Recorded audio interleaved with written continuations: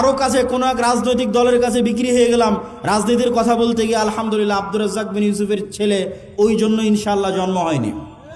আব্দুর রাজ্জাক বিন ইউসুফ ওই বক্তাও নয়, বড় থেকে বড় নেতার ঘরে যখন প্রবেশ করেছে ছবি মূর্তি থেকেছে, যত বড় মন্ত্রী হোক যত বড় মিনিস্টার হোক, আব্দুর রাজ্জাক বিন ইউসুফ দাঁড়িয়ে বলে যে ছবি মূর্তি সরাতে হবে, না হলে ঢুকবে না। অথচ বহু বক্তা ওই ঘরেই বসে আছে। মানে দুনিয়ার স্বার্থের কাছে বিক্রি হওয়া বক্তা আব্দুর রাজ্জাক বিন ইউসুফ নয়।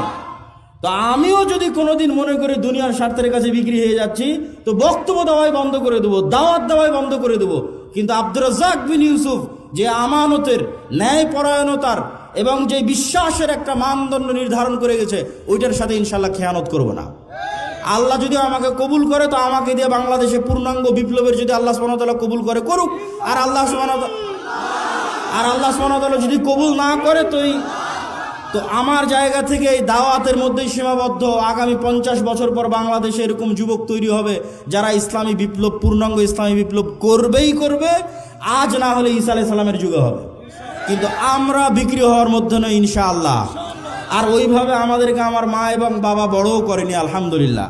দুনিয়ার কারো কাছে কোনো কিছুর জন্য মুখাপেক্ষী নয় আলহামদুলিল্লাহ। আল্লাহ সুবহানাহু ওয়া তাআলা যেন এইটার উপর ঈমান পর্যন্ত, মৃত্যু পর্যন্ত থাকার তৌফিক দান করে, আল্লাহুম্মা আমিন।